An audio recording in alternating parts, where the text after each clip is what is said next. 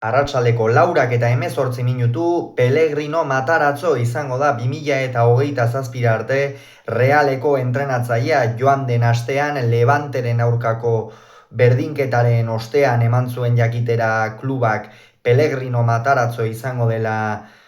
aurrerantzean lehen taldeko entrenatzailea. Sergio Francisco kargugabetu ostean eman du hau jakitera Realak, eta nolabaitean beste norabide baten hasiera dela esan dezakegu, izan ere lehen taldeak eduki dituen azken bi entrenatzaileak, zubietatik igarotako bi entrenatzaile izan dira, bai Imanol Alguazil 5 denboraldiz Realean egon zena eta Sergio Francisco, bere kasuan 7 hilabete eskas, besterik ez da egon Irungo entrenatzailea, eta orain Realak izan zuen azken kanpoko entrenatzailea Eusebio Sakristan izan zen, hau ere denboraldi erdian bota zuten gero Imanol Alguazil bera ekartzeko, eta azken urteetan egia da fruitu gehien eman dituen entrenatzaile Imanol izan dela, eta bere aurretik kanpoko beste entrenatzaile bat izan zen, kasu honetan Eusebio Sakristan, hau ere denboraldi erdi batean iritsi zen, kasu honetan Jagoba Arrasate kargugabetu zuten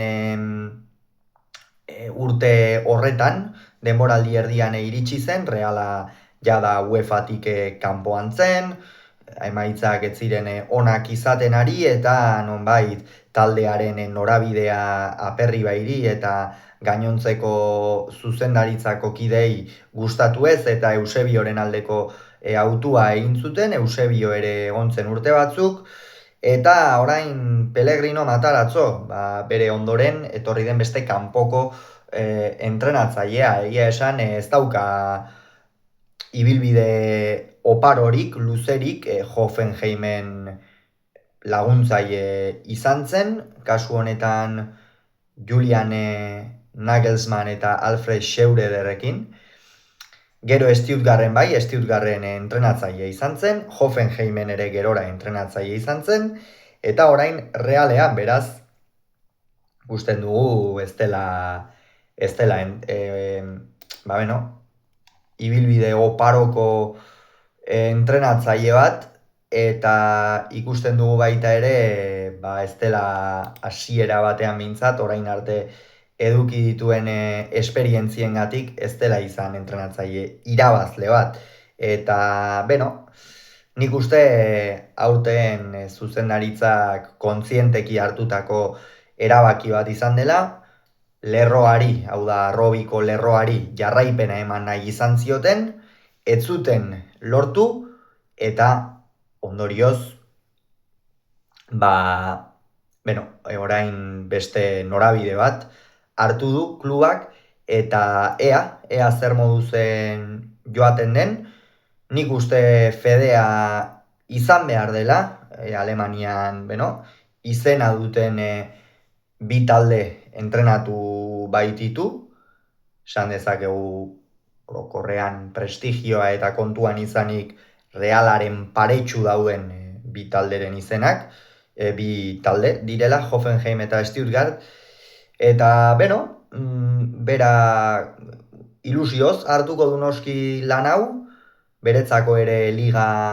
berria, oraindik ere ezagutzeko dauka, jokalariak ere oraindik ezagutzeko ditu, estaferako kide batzuk ekarri ditu, beste batzuk mantenduko ditu taldean,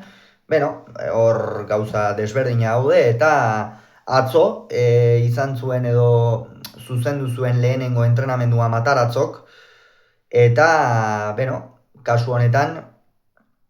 4-2-3 bateko sistemarekin aritu omen zen entrenamenduan, horrek esan nahi du euskarri bikoitzarekin jokatzea izango duela xede, hori izango litzake berrikuntza bai Sergio Franciscoren eta bai Imanol Alguazilen sistemak kontuan hartuta,